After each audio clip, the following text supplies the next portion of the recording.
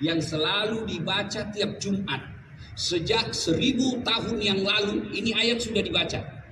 Ibu bapak masih ingat waktu zaman Covid 2020 dan 2021? Ada kan pengumuman itu selalu diumumkan. Bapak-bapak masih ingat apa pengumuman waktu itu? Pakai masker, jaga jarak, cuci tangan. Kenapa? Waktu itu masker penting. Sehingga diumumkan hampir tiap saat, bahkan ke menara-menara masjid pun diumumkan, di gereja-gereja diumumkan. Kenapa? Pakai masker penting waktu itu. Sekarang tidak ada lagi pengumuman itu. Kenapa? Karena saat ini sudah tidak penting. Tapi ayat ini sejak ada Rasulullah Sallallahu Alaihi Wasallam 1000 tahun yang lalu sampai detik ini, tiap Jumat diumumkan ayat ini. Ayat ini berbunyi Bismillahirrahmanirrahim. Ya ayyuhalladzina amanu taqullaha haqqa tuqatih wa la tamutunna. Begitu dia mau tilang, saya buka kaca. Tapi Pak Ustaz, enggak jadi tilang, Pak. Allahu Akbar. Polisi, itulah amalmu, memperlancar jalan. Amal saya dakwah. Amal wali kota, dia bikin perda.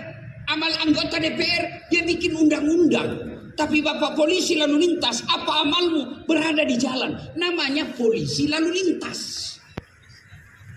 Bapak-bapak inilah adalah ujung tombaknya para polisi. Bapak yang berbuat, satu polisi akan dikenang keburukannya kalau bapak buruk. Tapi kalau bapak berbuat baik, insya Allah satu polisi akan mendapat kiriman lope-lope stiker di medsos. Maka bapak ini harus selalu yakin, bapak bekerja jadi polisi lalu lintas. Kalau mau kaya keliru. Kalau bapak mau kaya jadi anggota polisi keliru, Pak. Tapi yakin dengan polisi lalu lintas bapak tidak akan miskin. Kan yang ditakuti miskin, Pak. Bapak pikir enak jadi orang kaya. Orang kaya, Pak, banyak pertanyaan nanti di akhirat. Dari mana kau dapat itu Pajero? Nah kalau dilihat gajimu tidak jelas itu, tidak bisa kau beli. Anu apa? Mulailah ditempelin datang. Itu dari mana kau dapat itu istrimu pakai kawat gigi? Itu 40 juta gajimu aja cuma 15 juta. Dari mana kau dapat itu? Anu apa? Dua. Itu baru Pajero dengan kawat giginya, Pak. Itu tegel-tegel rumahmu itu kau beli harga dolar. Dari mana itu? Anu apa? Duh, dibanting lagi. Mau lari dia, Pak, ditarik lagi. Dah. Masuk juga surga, Pak, tapi babak belur. Masuk juga surga, Pak. Ada pegawai ASN. Bunyi telepon, saya tanya, siapa telepon sayang? Siapa di situ tertulis? Dia bilang, Ustaz, penjual batu bata. Mati saya. Tapi harus tenang, Pak, supaya tidak dicurigai. Tenang. Saya bilang, jangan angkat sayangnya, tagihan. Aman, perempuan kan paling takut tagihan. Amanlah saya. Beberapa hari kemudian saya pulang ceramah. Sayang, bikinkan saya dulu teh. Saya sibuk, Ustaz, lagi ajar recek ngaji. Bikin sendiri. Oke. Mana gula? Ada di situ tulisannya di toples gula. Saya kasih. Begitu saya minum, asin. Saya lihat tulisannya toples gula, isinya garam. Saya bawa ke saya komplain. Kenapa kau tulis ini gula baru isinya garam? Dia bilang HP-mu juga lain kau tulis lain isinya.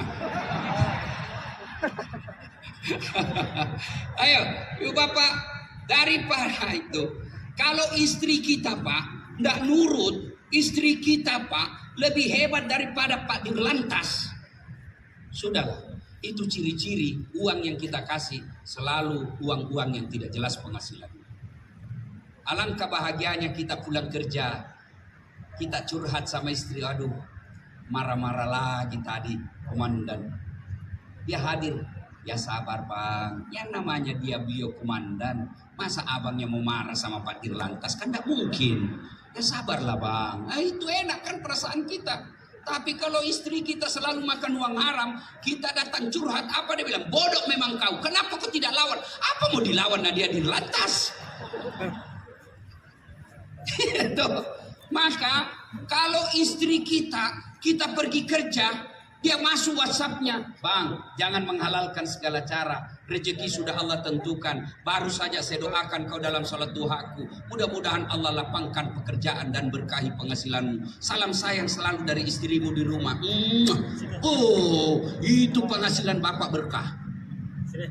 Yang kedua, anak kita kalau tidak nurut, kita lain dia kata, dia lain pula dia kerja. Anak-anak, bapak percaya kata Nabi, jangan kau sering beri makan uang haram anakmu supaya anakmu besar tidak berpikir yang haram-haram. Maka yang baik, begitu datang ada anak sekolah kita lihat pelanggaran, karena ada juga biar anak sekolah diminta juga Pak. Anak, Pak, uang saya cuma 50 Pak. Ah sudahlah, mari 30, ambil 20. Bapak makan 20 uang anak sekolah. Nauzubillah min zalik. Maka bapak ini adalah ujung tombak. Dan begitu sekali saya punya pengalaman waktu saya SMA Jalan Mesir Raya Makassar. Sejak itu tidak ada lagi, berbekas sampai sekarang bahwa memang kadangkala polisi yang ada di jalan menentukan. Tadi Pak Dir katakan, kami hanya minta 2 waktu. Bapak-bapak hadir di tengah-tengah masyarakat. 1 pagi hari, dan saya rasakan kalau saya pergi mengajar di kampus Unhas pagi-pagi, ada polisi di jalan, kita lihat dia menyeberangkan anak-anak, dia atur lalu lintas, dia pakai masker berlapis-lapis karena mungkin dia penyakit asma. Itu biasa kita tulus mendoakan, mudah-mudahan Pak polisi itu Allah berkahi pekerjaannya. Dan itu menjadi pintu pertama masuknya opini positif, pendapat positif, citra positif polisi di depan masyarakat. Maka kalian adalah gerbang terdepan membentuk citra baik, meskipun saya tahu gaji kalian tidak sesuai yang apa harapkan. Yang pertama, mengucapkan hamdalah. Alhamdulillahi Rabbil Alamin.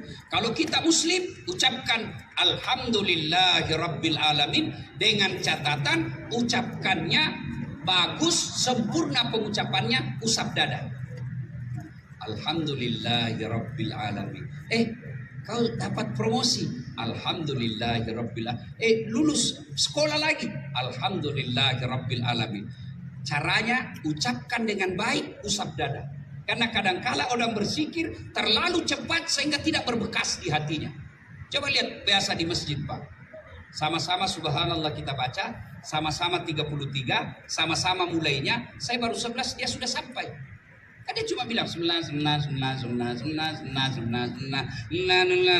apa artinya itu?